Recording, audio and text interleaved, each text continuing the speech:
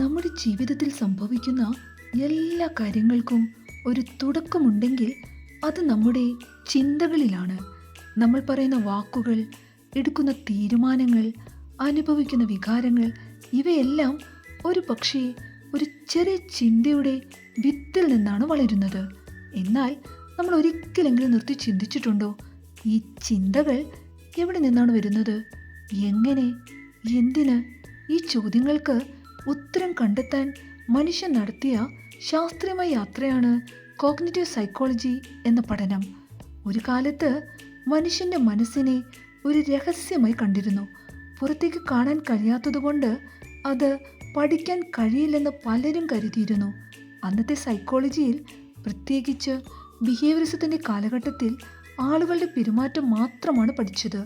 മനസ്സ് കാണാൻ പറ്റില്ല, അതുകൊണ്ടത് ശാസ്ത്രമല്ല എന്നൊരു നിലപാടുണ്ടായിരുന്നു. എന്നാൽ പിന്നീട് 1950കളിൽ ആരംഭിച്ചൊരു വലിയ മാറ്റം കോഗ്നിറ്റീവ് റവല്യൂഷനാണ്. മനുഷ്യൻ്റെ ചിന്തകളെ വീണ്ടും ശ്രദ്ധയിൽ കൊണ്ടുവന്നു. മനുഷ്യൻ്റെ മനസ്സ് ഒരു കമ്പ്യൂട്ടറിനെ പോലെ പ്രവർത്തിക്കുന്നു എന്നൊരാശയമുയർന്നു. നമ്മൾ കാണുന്ന വിവരങ്ങൾ, കേൾക്കുന്ന കാര്യങ്ങൾ, അനുഭവങ്ങൾ ഇവയെല്ലാം മനസ്സ് സ്വീകരിച്ച് പ്രോസസ്സ് ചെയ്ത് പിന്നെ ഒരു പ്രതികരണം ഉണ്ടാക്കുന്നു. ലളിതമായി പറഞ്ഞാൽ, ഒരു സംഭവം ഉണ്ടാകുമ്പോൾ നമ്മൾ നേരിട്ട് പ്രതികരിക്കുന്നില്ല. ആദ്യം നമ്മൾ അതിനെക്കുറിച്ച് ചിന്തിക്കുന്നു. ആ ചിന്തയാണ് നമ്മുടെ വികാരത്തെയും പെരുമാറ്റത്തെയും രൂപപ്പെടുത്തുന്നത്. ഒരു ഉദാഹരണം പറഞ്ഞാൽ, ഒരാൾ നിങ്ങളോടൊരു കടുത്ത വാക്ക് പറഞ്ഞു എന്ന് കരുതൂ. ആ സമയത്ത് നിങ്ങൾ അയാൾ എന്നെ അവഹേളിച്ചു എന്ന് ചിന്തിച്ചാൽ നിങ്ങൾക്ക് ദുഃഖമോ കോപമോ തോന്നാം. എന്നാൽ അയാൾ സ്ട്രെസ്സിലോ ടെൻഷനിലോ ആയിരിക്കും അങ്ങനെ പറഞ്ഞത് എന്ന് ചിന്തിച്ചാൽ നിങ്ങൾക്ക് അത്രയും ബാധിക്കില്ല. അതായത് സംഭവമല്ല, ആ സംഭവത്തെക്കുറിച്ചുള്ള നിങ്ങളുടെ ചിന്തയാണ് നിങ്ങളുടെ അനുഭവത്തെ നിർണ്ണയിക്കുന്നത്. ഇതാണ് കോഗ്നിറ്റീവ് സൈക്കോളജിയിൽ നമ്മെ പഠിപ്പിക്കുന്ന ഏറ്റവും വലിയ സത്യം. ഈ മേഖലയിലെ പല ഗവേഷണങ്ങളും നമ്മെ അത്ഭുതപ്പെടുത്തുന്നതാണ്.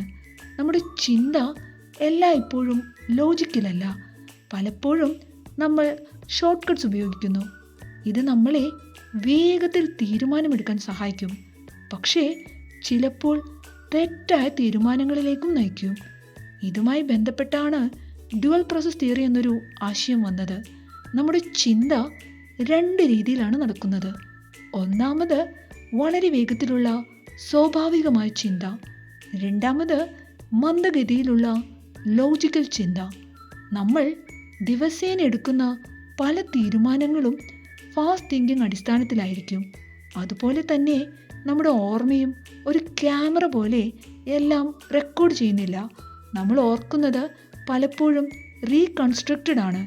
അതായത് പഴയ അനുഭവങ്ങൾ, വികാരങ്ങൾ, വിശ്വാസങ്ങൾ എന്നിവ ചേർത്ത് നമ്മൾ ഓർമ്മകളെ പുനർനിർമ്മിക്കുന്നു. കുട്ടികളുടെ ചിന്ത വളരുന്നതും ഒരു വലിയ പഠന വിഷയമാണ്. ചെറിയ കുട്ടികൾ ലോകത്തെ കാണുന്ന രീതിയും വലിയവരുടെ ചിന്തയും തമ്മിൽ വലിയ വ്യത്യാസമുണ്ട്. ചിന്തയുടെ ഈ വളർച്ചയെക്കുറിച്ച് നടത്തിയ പഠനങ്ങൾ നമ്മളെ കുട്ടികളുടെ മനസ്സിൻ്റെ അടുത്തു കൊണ്ടുപോകുന്നു. ഇവയെല്ലാം ചേർന്ന് ഒരു വലിയ സത്യം നമ്മെ പഠിപ്പിക്കുന്നു. നമ്മുടെ ചിന്തകൾ സ്ഥിരമായ ഒന്നല്ല, അത് മാറ്റാവുന്നതാണ്, അത് വളർത്താവുന്നതാണ്. അതുകൊണ്ടാണ് കോഗ്നിറ്റീവ് തെറാപ്പി പോലുള്ള ചികിത്സാ രീതികൾ വന്നത്. ഇതിൽ മനുഷ്യൻ്റെ തെറ്റായ ചിന്താ രീതികളെ തിരിച്ചറിഞ്ഞ് അത് ശരിയാക്കാൻ സഹായിക്കുന്നു. നമ്മുടെ ജീവിതത്തിൽ നമ്മെ ബുദ്ധിമുട്ടിച്ചിരുന്ന പല കാര്യങ്ങളും ഒരു പക്ഷേ പുറത്തുള്ള സംഭവങ്ങളല്ല, നമ്മുടെ അകത്തുള്ള ചിന്തകളാണ്. നമ്മൾ നമ്മളെക്കുറിച്ച് എന്താണ് വിശ്വസിക്കുന്നത്, അതുപോലെ തന്നെ ഈ ലോകത്തെക്കുറിച്ച് എന്താണ് ചിന്തിക്കുന്നത്, അതാണ് നമ്മുടെ ജീവിതത്തിൻ്റെ ദിശ നിർണ്ണയിക്കുന്നത്. ഒരു വ്യക്തി എനിക്ക് സാധിക്കില്ല എന്ന് വിശ്വസിച്ചാൽ അയാൾ ശ്രമിക്കാനും ഭയപ്പെടും. എന്നാൽ ഞാൻ ശ്രമിച്ചാൽ സാധിക്കും എന്ന് വിശ്വസിച്ചാൽ അവൻ മുന്നോട്ട് പോകും. അതുകൊണ്ട് തന്നെ സെൽഫ് ബിലീഫ്, സെൽഫ് എഫിക്കസി എന്നിവ കോഗ്നിറ്റീവ് സൈക്കോളജിയിൽ വളരെ പ്രധാനപ്പെട്ടതാണ്.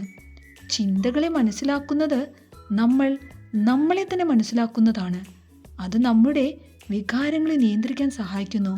അത് നമ്മുടെ തീരുമാനങ്ങളെ കൂടുതൽ ബോധപൂർവമാക്കുന്നു.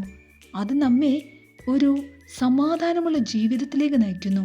നമ്മൾ നമ്മുടെ ചിന്തകളുടെ അടിമകളായി ജീവിക്കണോ, അല്ലെങ്കിൽ അവയെ മനസ്സിലാക്കി നിയന്ത്രിക്കുന്നവരായി ജീവിക്കണോ? അവസാനമായി ഇത്ര മാത്രം ഓർക്കാം: ജീവിതത്തിൻ്റെ ഗുണമേന്മ നമ്മുടെ ചിന്തയുടെ ഗുണമേന്മയിൽ ആശ്രയിച്ചിരിക്കുന്നു. ഞാൻ അഡ്വക്കേറ്റ് ജ്യോതി. ഈ ചെറിയ ചിന്ത നിങ്ങളുടെ ജീവിതത്തിൽ വലിയ മാറ്റങ്ങൾ കൊണ്ടുവരട്ടെ. നന്ദി. ശുഭദിനം.